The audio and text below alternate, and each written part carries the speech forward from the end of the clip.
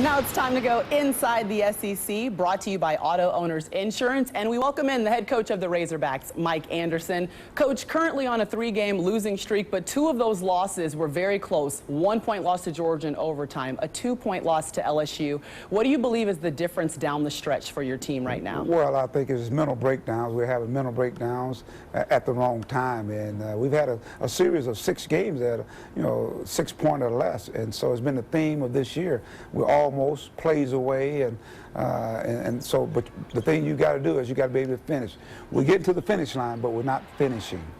Well, one guy that we've seen finish and play very well for you down the stretch is the Texas Tech transfer, Dusty Hannas. He's coming off of back-to-back 20-point games. Coach, what has he added to your team this season? Well, he's added a guy that, when he walks in the gym, he's within range.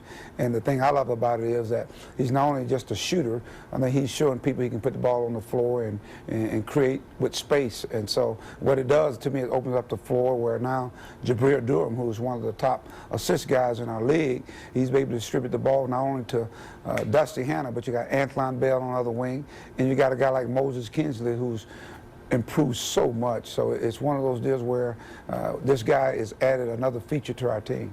Coach, you brought up Moses, and he went from averaging 3 points per game last season to 16 points a game this season as a go-to player for you and a force. What has changed about him offensively this season? Well, this year I think he's having an opportunity. He don't have to look over his shoulder. He was tutored by a great player in Bobby Portis, who he played behind. And so now it's just his time, and let's give the credit to Moses. He's really put in a lot of time, and our guys develop. I mean, you look from Bobby, from his freshman year to his sophomore year, the development was unbelievable, and I think the same thing has taken place with Moses Kinsley. Well, coming up next, Coach, is a tough challenge in Texas A&M. Number 1 in the league, they're undefeated in league play. What do you remember, or what stands out to you much when you go back and watch all of the film from the first meeting with the Aggies earlier this season?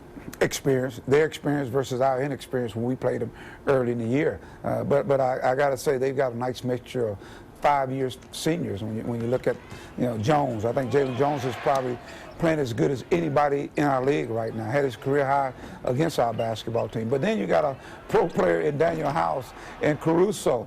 This team here, I tell you what, could very well be a team that could compete for a Final Four. And I tell you what, Billy has an outstanding group there, some good young talent to go along with some seasoned veteran guys, and I think the Collins kid, to me, is a good piece for that team. Okay, so what does your team have to do well in order to get a win over the Aggies? Well, we've got to come out and play almost a perfect game. We've got to be able to defend. We've got to rebound the basketball. We certainly got to keep Jones. I thought he was the X factor for their basketball team. I think we got to create tempo to our liking, and our bench has got to play well, and we've got to shoot the ball well. We didn't shoot well against Kentucky, and that's pretty rare at home where they want to shoot the ball well. So we've got to have an outstanding performance against an outstanding Texas A&M team. All right, Coach. Well, we know you got a big challenge coming up. We'll let you get back to work. Thank you so much for stopping by. Hey, thank you guys for having me.